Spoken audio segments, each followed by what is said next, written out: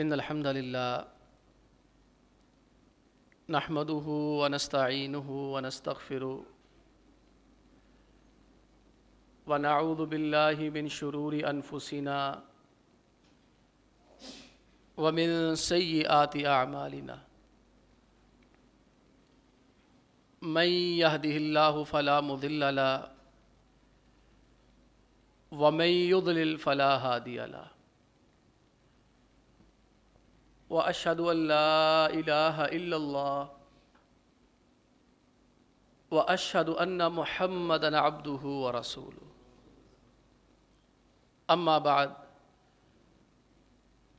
فإن خير الحديث كتاب الله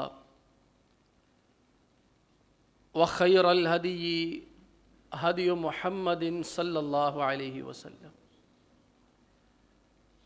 وشر الأمور محدثاتها وكل محدثة بدعة وكل بدعة ضلالة وكل ضلالة في النار. قال الله تعالى في محكم تنزيله: ظهر الفساد في البر والبحر بما كسبت أيدي الناس لیذیقہم بعض الذی عملوا لعلہم یرجعون. محترم بھائیو، عزیز بزرگوں اور دوستو، پاکستان اللہ تعالیٰ کا بہت بڑا ایک فضل ہے.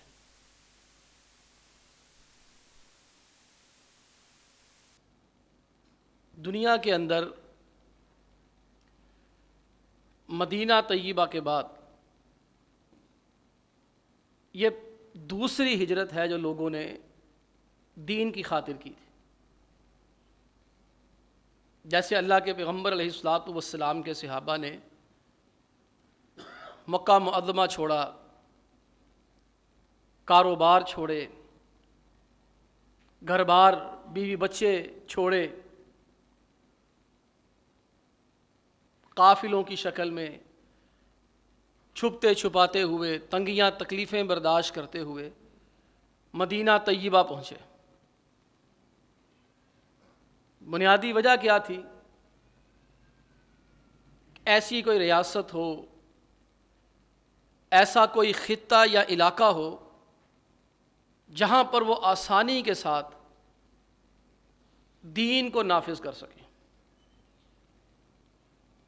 پاکستان اور مدینہ میں بڑی گہری یکسانیت ہے.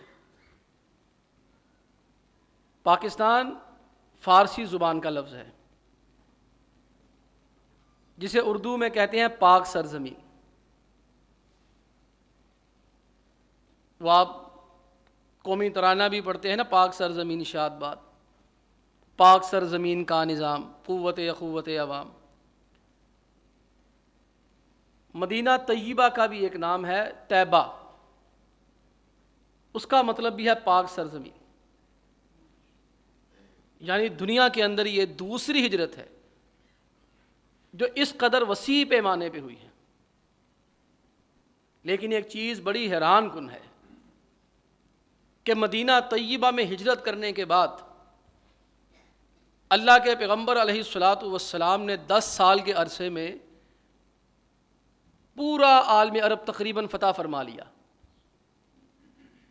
اور اگلے 10 سال کے اندر اندر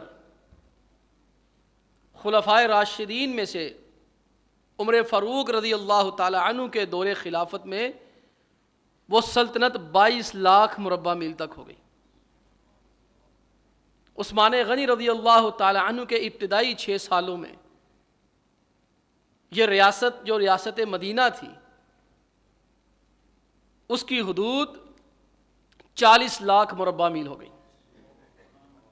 4 سال کے لیے کچھ مسائل کی وجہ سے، یہودیوں، ایرانیوں اور مجوسیوں کی سازشوں کی وجہ سے کچھ سلسلہ تھما. جناب علی مرتضیٰ حیدر کرار رضی اللہ تعالی عنہ نے 4 سال میں ان تمام فتنوں کو دبا کے امیر معاویہ کے لیے ایک اچھا پلیٹ فارم دے دیا. انہوں نے 20 سال لگائے، 40 لاکھ مربع میل سے مدینے کی ریاست کی جو حدود ہے وہ 60 لاکھ مربع میل ہو گئی۔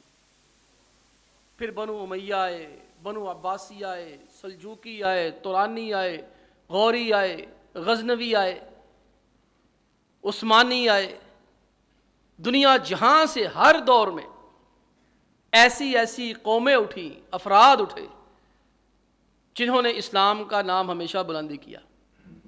کمیاں کوتاہیاں ہو جاتی ہیں، وہ خیر ہے، کوئی بات نہیں۔ وہاں تو 10 سال کے اندر ہی اللہ کے نبی علیہ الصلوۃ والسلام نے کمال کر دکھایا۔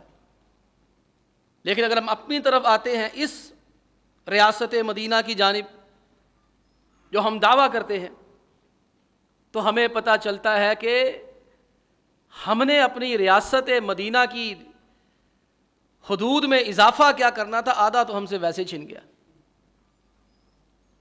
اور اللہ شاہد ہے، اس وقت جو ملکی صورتحال ہے انتہائی پریشان کن ہے۔ یہ ابھی جو 20 روپے لیٹر پیٹرول بڑھا ہے نا، یہ پچھلی گورنمنٹ مجھے لگتا ہے بڑی چلاک تھے، انہوں نے کہا 2 دن پہلے چھٹی کر لو اپنی، کیونکہ IMF سے معاہدے کے مطابق 15 کو پیٹرول تو بڑھانا ہی ہے 15 دنوں کے بعد۔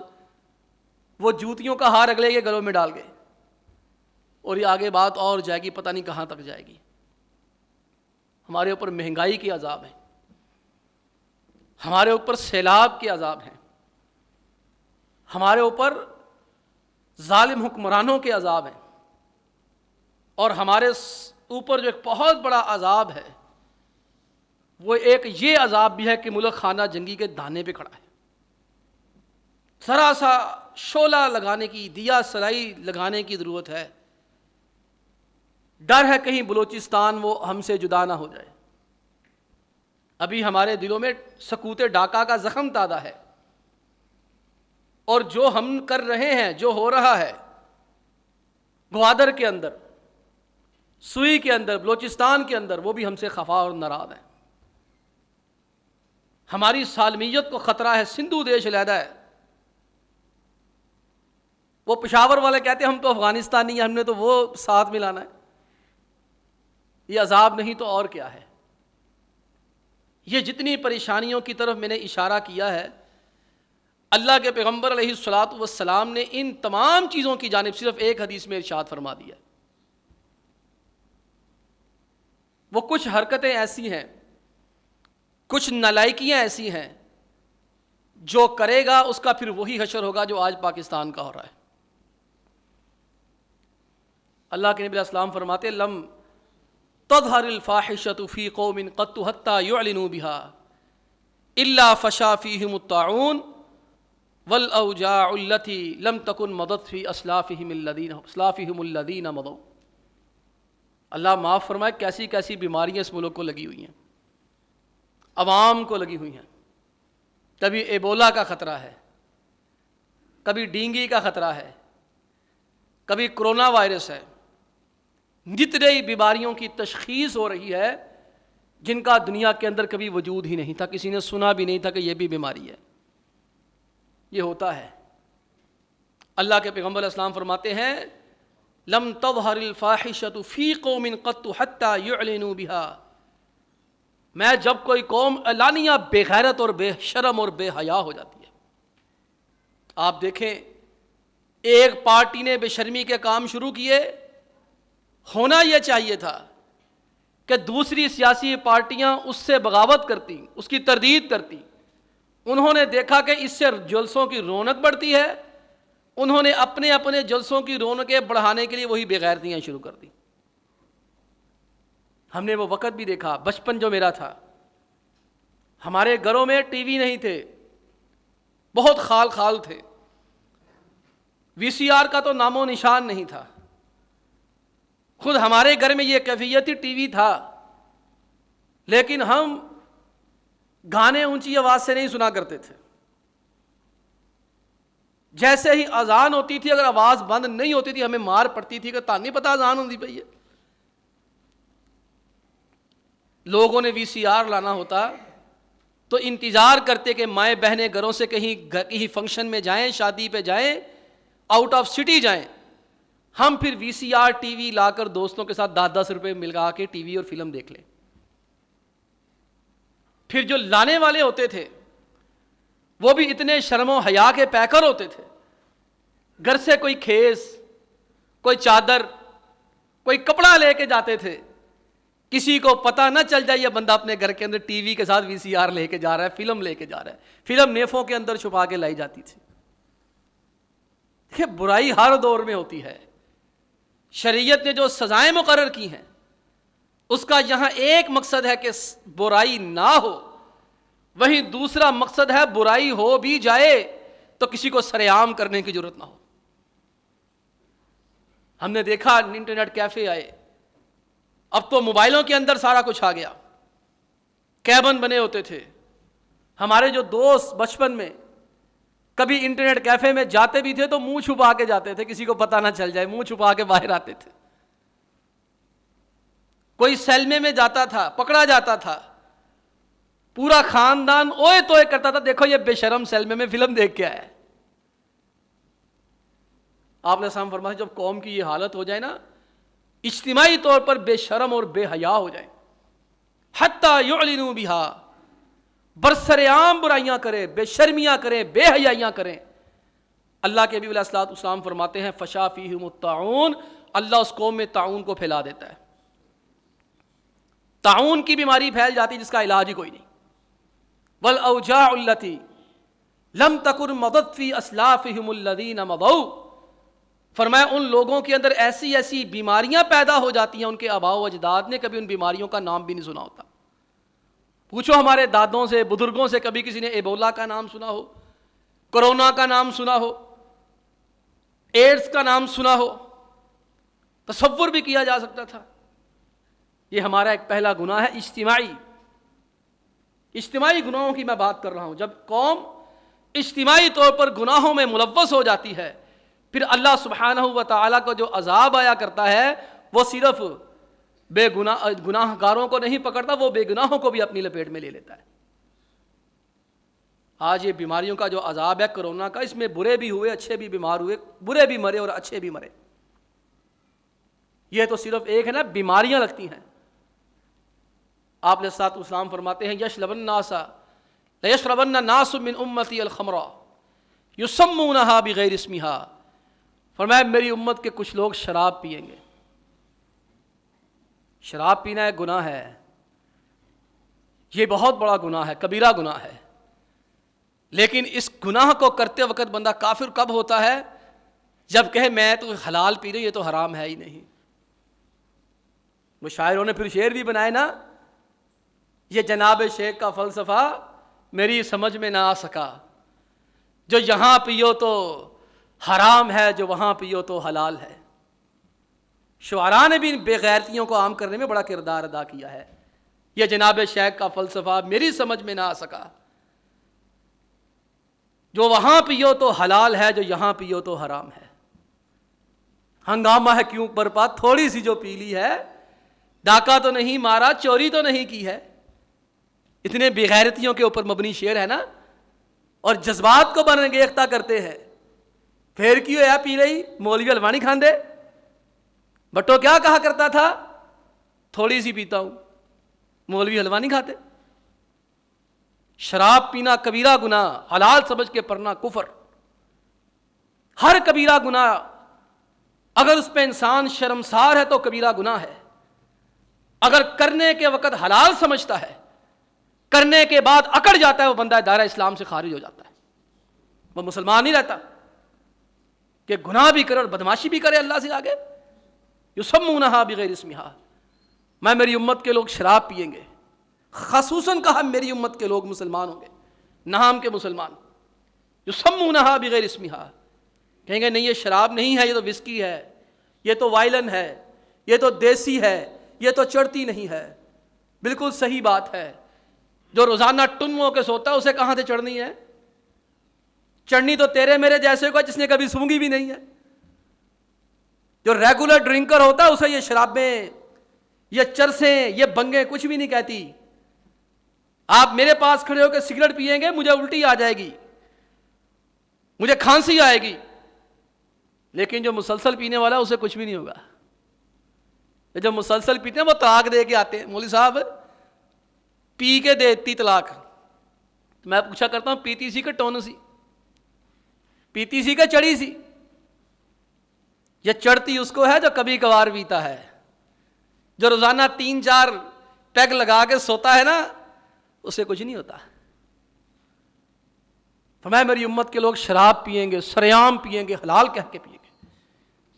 ایک یہ گناہ شراب, دوسرا گناہ حلال سمجھنا, تیسرا گناہ یضرب علی رؤوسہم بالمعازف والقینات.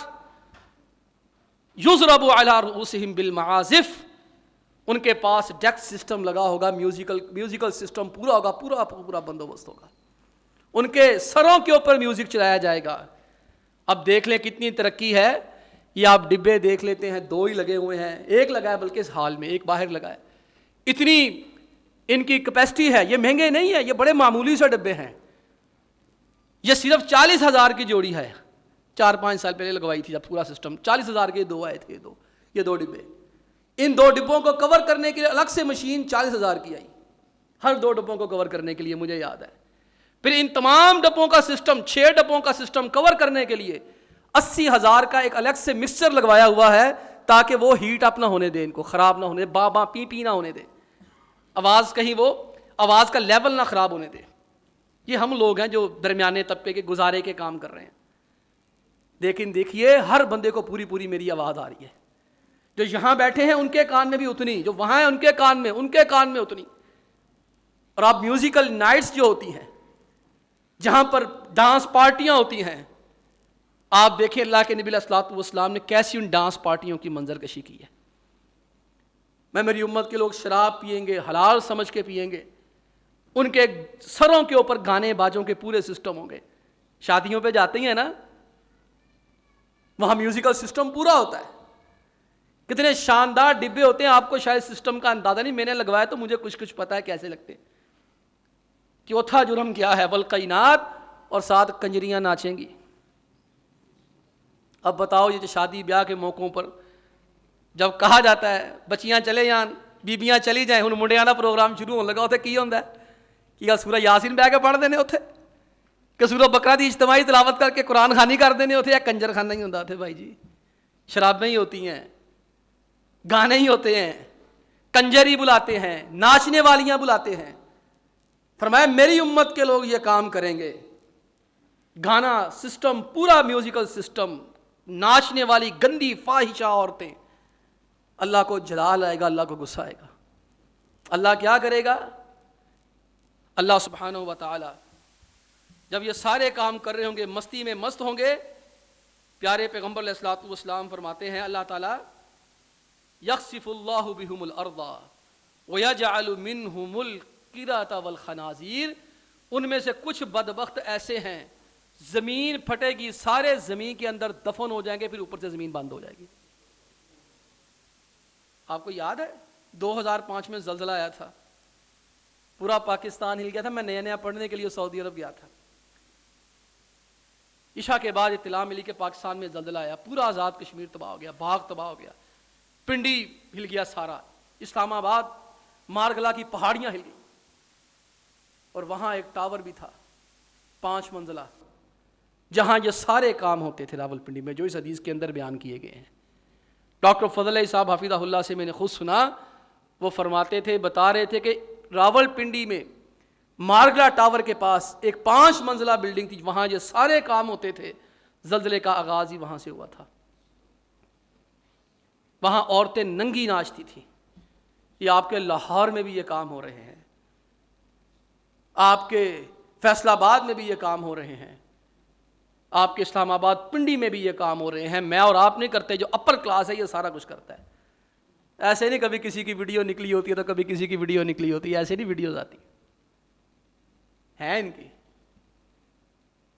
جس کو بدنام کرنا ہوتا ہے اس کی ویڈیو نکال کے, یہ دیکھو پیچھے آپ کو یاد ہے 2 سال پہلے ویڈیوز کا مقابلہ ہوا تھا, یہ بار ویڈیوز آ رہی تھی. آپ وہ ڈاکٹر صاحب نے فرمایا کہ ایسے ہی ہوا, وہ منزل 5 منزلہ بلڈنگ تھی, زمین پھٹی, وہ 5 منزلہ بلڈنگ زمین کے اندر گئی, زمین اوپر سے پھر بند ہو گئی. ان بدبختوں میں سے کچھ کو اللہ تعالیٰ زمین میں زندہ دفن کر دے گا. وَيَجْعَلُ مِنْهُمُ الْقِرَدَةَ وَالْخَنَازِيرَ, اور ان میں سے کچھ بدبختوں کے چہرے اللہ بندروں اور سوروں جیسے بنا دے گا. یہ زمینوں میں تو دفن ہو گئے، اب سوروں بندروں جیسے چہرے بننا باقی رہ گئے. اللہ ہمیں بچا کے رکھے. نواز شریف کو الزام بعد میں دینا، زرداری کو بعد میں دینا، عمران خان کو بعد میں دینا، یہ پہلے اپنے آپ کو بھی دیکھ لو ہم کیا کر رہے ہیں. پھر ایک اور گناہ اللہ کے پیغمبر علیہ الصلوۃ والسلام نے فرمایا وَلَمْ يَنْقُصُوا الْمِقْيَالَ وَالْمِيزَانَ، میں جب میری قوم کے لوگ ناپ تول میں کمی کرنا شروع کر دیں گے. آج ہمارے اوپر جو عذاب ہے نا، ان میں سے 3 عذاب کیا ہیں؟ قحط سالی کا ہم شکار ہیں. آپ دیکھیں پاکستان دنیا کو 3 نمبر پہ گندم سپلائی کرنے والا ملک ہو، اور میرے ملک کی حالت یہ ہے کہ گندم کے حصول کے لیے، آٹے کے تھیلوں کے لیے لوگ ایک دوسرے کو کچل کے مار دیں. گنا بنانے میں ہم خود کفیل ہوں، اور چینی کے لیے لوگوں کی لائنیں لگی ہوتی ہیں. دنیا کی کون سی نعمت ہمارے پاس نہیں ہے؟ سارا کچھ ہے، وہی چیزیں ہمیں میسر نہیں ہیں. قحط سالی، لوڈ شیڈنگ، قحط سالی نہیں تو اور کیا ہے؟ گیس کی شارٹیج، یہ بھی تو قحط سالی ہے نا، کہ چیز کا نہ ملنا، تو گیس نہ ملنا، سوئی گیس نہ ملنا. چاہے یہ مصنوعی قلتیں ہوں، قلت تو بہرحال ہمارے اوپر آتی ہے نا، پیٹرول کی قلت آ جاتی ہے. تو یہ ایک عذاب ہے ہمارے اوپر، کس کا؟ قحط سالی کا. اور دوسرا عذاب ہے ہماری معیشت تباہ ہو گئی. کس کو شبہ ہے اس چیز میں؟ 1 سال کے اندر اس ملک میں 6 لاکھ پڑھے لکھے نوجوان ملک چھوڑ کے جا چکے ہیں.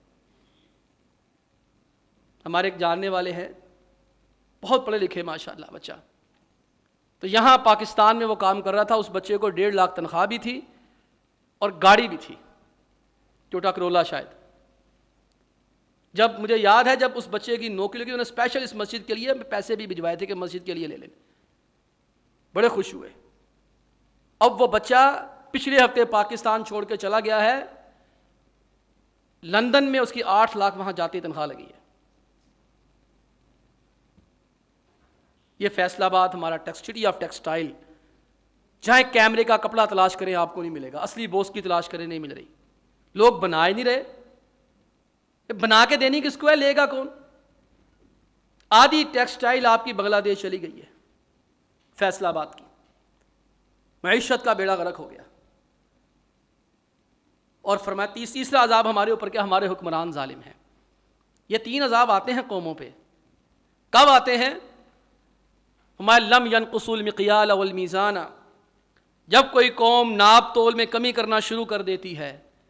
اخذوا بالسنین وشدت وجور السلطان علیہم، میں جب کوئی قوم ناپ تول میں کمی کرتی ہے اللہ تعالیٰ اس کے اوپر 3 عذاب بھیج دیتا ہے. اس ملک کے اوپر قحط سالی مسلط ہو جاتی ہے، اس ملک کی معیشت کا بیڑا غرق ہو جاتا ہے، اس ملک کے حکمران ظالم ہو جاتے ہیں. اب دیکھیں ہمارے ہاں ناپ تول میں کمی ہے کہ نہیں ہے؟ عزیزو، ناپ تول میں کمی یہی نہیں ہوتی کہ میں جب لینے کے لیے جاؤں تو میں دکاندار مجھے کلو کی بجائے 900 گرام دے دے. یہ بھی ناپ تول میں کمی ہے. ناپ تول میں کمی یہ نہیں ہوتی صرف میں کپڑا لینے جاؤں 6 میٹر تو مجھے 5.5 میٹر دے دے. میں اسے کہوں یار 2 درجن کیلے تو دے دو، وہ 22 اور 23 دے دے، نکڑا واپس آنا ہے. یہ بھی ناپ تول میں کمی ہے. یہ بھی ہم کرتے ہیں. لیکن ناپ تول میں کمی کچھ اور بھی ہے، صرف یہی نہیں ہے. ناپ تول میں کمی کیا ہوتی ہے؟ ناپ تول میں کمی کہتے ہیں جب خود لینا تو زیادہ مانگنا، جب کسی کو دینا تو کم دینا. ہمارے ہاں ناپ تول میں کمی کیسے ہوتی ہے؟ جب ہم کسی کو اپنی بیٹی دیتے ہیں تو فرمائشیں کیا رکھتے ہیں؟ اے میری تی گھر دا کام نہیں کرے گی، میری تی اے سی 'ਚ رہندی ਇਹਨੂੰ AC لوا کے دینا، میری تی دا جاندے چولہا وکھو وکھ کر دینا جے، میری تی نے صرف اپنے بندے دا کام کرنا اور کسی دا کام نہیں کرنا، میری تی دا ਇੰਨਾ ਮਹੀਨਾ ਲਾਣਾ جے، ہو سکے تو میری تی نو گھر دا لے کے دے دیو. اور جب کسی کی بیٹی لے کے آتے ہیں اس کو AC لگا کے دیتے ہیں،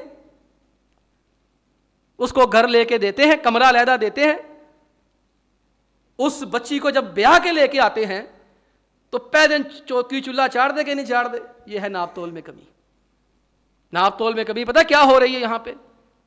آپ دیکھیں, صبح یہاں سے ہم فروٹ لینے نکلیں گے, ہمیں پتہ ہے 150 روپے کلو آم ہے, یہ آم 150 کلو ہے, تو میں کہتا ہوں ہاں سودا دینا ہی. وہ چل چل اپنا کام کر, میں نہیں سودا دینا. میں کوئی نہیں, شام کو آ جائیں گے تو آپ ہی دیں گا.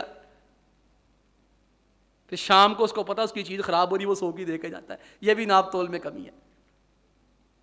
ناپ تول میں کمی کیا ہوتی ہے کہ جب ہم نے سفر کرنا ہوتا ہے, ہم بس سٹاپ جو بس اڈے ہیں جی ٹی ایس ہے وہاں پر جانے کی بجائے الائڈ موڑ پہ کھڑے ہوتے ہیں, وہاں گاڑی خالی آتی ہے, ٹکٹ 2000 ہوتا ہے.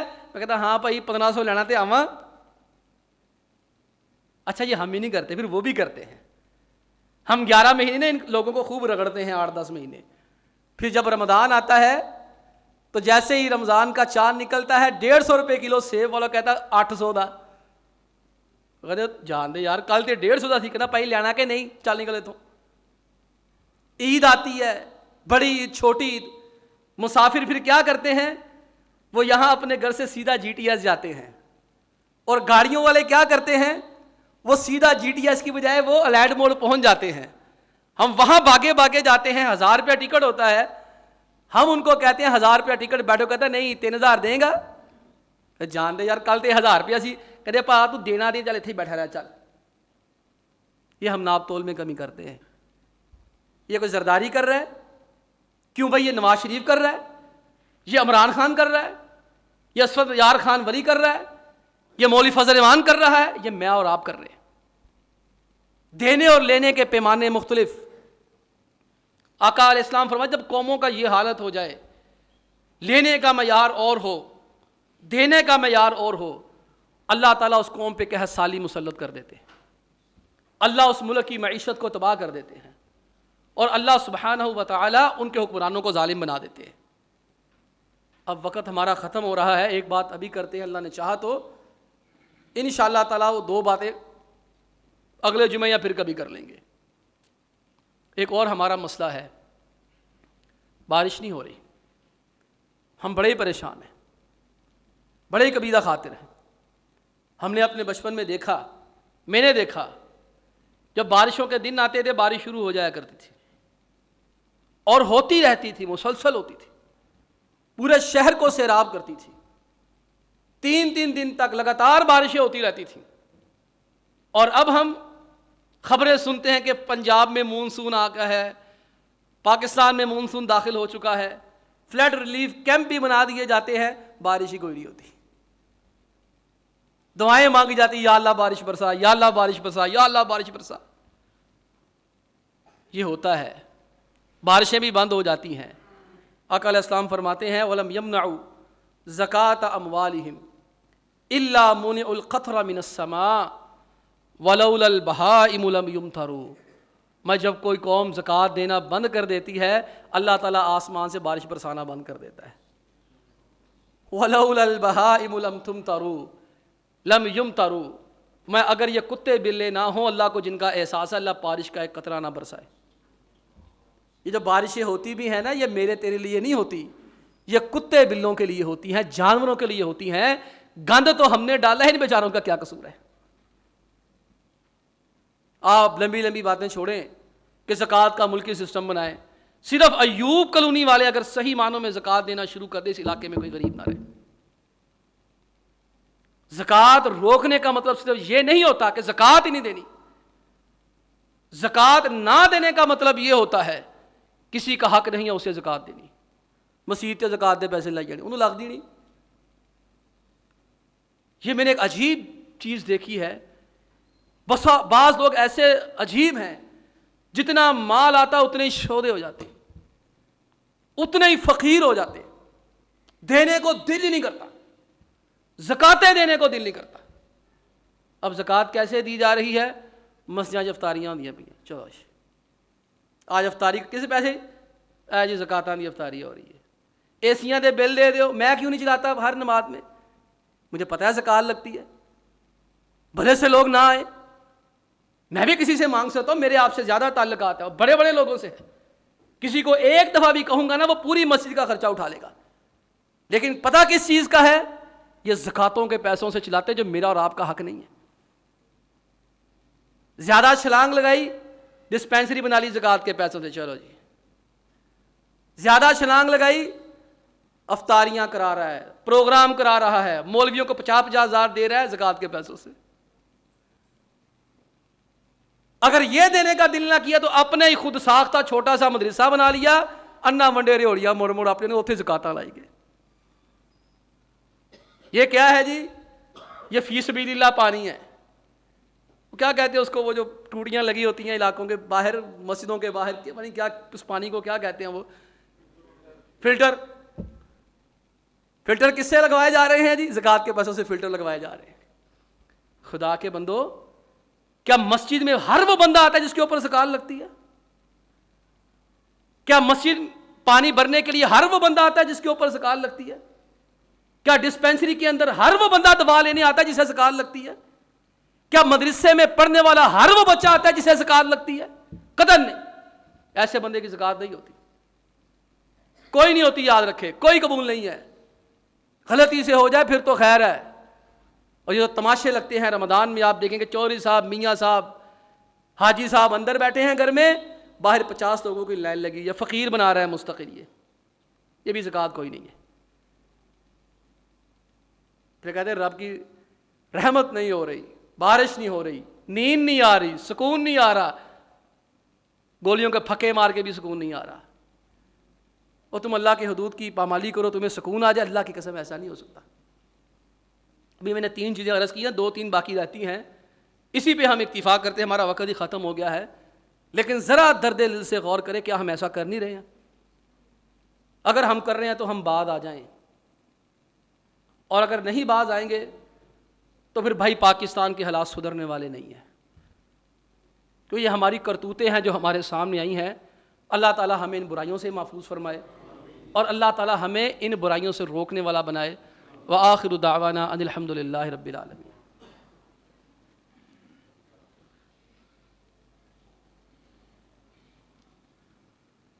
الحمد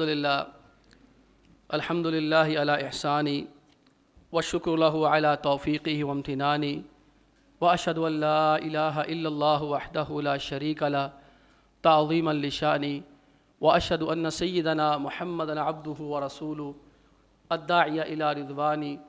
اللہم صلی وسلم علی نبینا محمد صلی اللہ علیہ وسلم وعلی آلہ واصحابہ واخوانی. اما بعد. محترم بھائیو، ہمارے ملک میں آئے دن کوئی نہ کوئی سانحہ ہوتا ہے کہ عالمی سطح پر جس سے ہمارے ملک کا امیج متاثر ہوتا ہے، عزت میں بڑا حرف آتا ہے، اور عالمی برادری اس کا بہانہ بنا کر ہمیں پریشرائز کرتے ہیں، ہم پر پابندیاں بھی لگاتے ہیں. اس میں ایک بہت بڑا مسئلہ ہے توہین مذہب کا. یہ جڑا والا میں واقعہ پیش آیا. تمام واقعے کو دیکھنے، سمجھنے، اس کے بارے میں سننے پڑھنے کے بعد میں سمجھتا ہوں جو ہمارا ایک معتدل سا موقف ہونا چاہیے. ہمارا مطالبہ یہی ہے کہ جن لوگوں نے قرآن پاک کو جلایا ہے، جن لوگوں نے قرآن پاک کی بے حرمتی کی ہے، ان لوگوں کو پکڑ کر سی 295 کے تحت مقدمہ چلایا جائے، اور ان لوگوں کو یہاں سے فرار نہ ہونے دیا جائے، ان کو پھانسی دی جائے جو اس ملک کا آئین اور دستور کہتا ہے. اور اس کا دوسرا پہلو، اس کا بہانہ بنا کر جو ہمارے مسیحی بھائی ہیں، دوست ہیں، جو ان علاقوں میں رہائش پذیر ہیں، اس کا بہانہ بنا کر ان کی جو املاک کو نظر آتش کیا گیا، ان کے گرجے جلائے گئے، صلیبیں توڑی گئیں، ان لوگوں کے ساتھ بھی ہمارا کوئی تعلق نہیں ہے. آپ ویڈیوز میں دیکھ لیں، کوئی آپ کو دیندار بندہ نظر نہیں آئے گا، کوئی عالم دین آپ کو نظر نہیں آئے گا. آخر مجھے بھی یہاں 11 سال ہو گئے ہیں، کہتے ہیں مولوی ذمہ دار ہے، میں نے کبھی کسی کے خلاف بات کی یہاں پہ؟ 11 سال الحمدللہ مجھے ہو گئے، یہاں پہ 550 جمعے مجھے ہو گئے آپ کی خدمت کرتے ہوئے. تو کبھی میرے منہ سے کبھی سنا ہو کہ بھئی عیسائیوں کو پکڑ لو.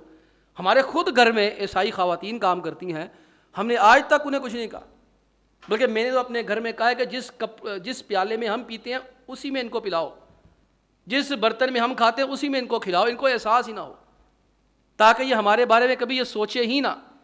بلکہ میری بچی نے ایک دفعہ بدتمیزی کر دی تھی، تو میں نے ان کو بلا کر تھا، میں نے کہا باجی اس کو ماریں. اگر یہ دوبارہ آپ کے ساتھ بدتمیزی کرتی ہے، آپ نے یہ نہیں سوچنا کہ ہاں آپ ملازمہ ہیں، آپ بڑی ہیں اس سے، بالکل پریشان نہیں ہونا، آپ اس بچی کو سزا دیں، ہم آپ کو قطعاً پریشان نہیں کریں گے، قطعاً کچھ نہیں کہیں گے۔ ہمارے ہاں الحمدللہ بڑی رواداری سے رہا جاتا ہے، یہ ایک عمل کا رد عمل ہے۔ ہم یہ کہتے ہیں جنہوں نے قرآن پاک کو نظر آتش کیا ہے کہ دیکھیں کچھ معاملات ایسے ہوتے ہیں جہاں پر جذبات ہی بے قابو ہو جاتے ہیں۔ اس میں سے ایک بہت بڑا مسئلہ توہین مذہب کا ہے، توہین رسالت کا ہے، توہین قرآن کا ہے، توہین صحابہ اہل بیت کا ہے۔ یہاں آ کر پھر جتنی مرضی آپ دلیلیں دیتے پھریں کوئی نہیں مانتا۔ ہم کہتے ہیں کہ آپ جو قوانین ہیں ان کے اوپر سختی سے عمل کریں۔ دیکھیے لوگوں نے یہ دیکھا ہے کہ جب بھی یہ معاملہ پاکستان میں ہوتا آج تک کسی ایک بندے کو سزا نہیں ملی۔ یہ آسیہ مسیح ہمارے سامنے ہے، اس کو راتوں رات یہاں سے بگایا گیا، ثاقب نثار خبیث نے اس کو بھجوایا، اپنا جو ہے وہ سوٹو موٹو استعمال کرتے اس کو یہاں سے بھیجا اور باہر لے گئے۔ ہم کہتے ہیں کہ جو یہ کام کرتا ہے اسے سزا دے۔ ہاں یہ اس کے ہم قائل ہیں، اگر لوگوں نے بلوائی تھے، مشتعل تھے، آپ ان کو بھی سزا دیں۔ دہشت گردی کی دفعہ ان کے اوپر لگتی ہے، جو بھی لگتی ہے آپ ان کے اوپر لگائیں، ہمیں کوئی اعتراض نہیں ہے۔ لیکن یہ نہیں کہ صرف یہی کہ عیسائیوں کے ساتھ زیادتی، عیسائیوں کے ساتھ زیادتی، یہ بھی جو ہے وہ ایک تماشا نہ بنائیں اس چیز کو۔ ہم دفاعی پوزیشن پہ کھڑے نہیں ہونا چاہتے، ہم ایک معتدل سا موقف دیتے ہیں، جس کا جرم ہے اس کو سزا دی جائے۔ نہ عیسائی کمیونٹی اس کی ذمہ دار ہے ساری، نہ مسلم کمیونٹی ذمہ دار ہے ان حادثات کی، بھی وہ لوگ جنہوں نے یہ حادثے کیے وہ ذمہ دار ہیں، ان کو سزا دیں۔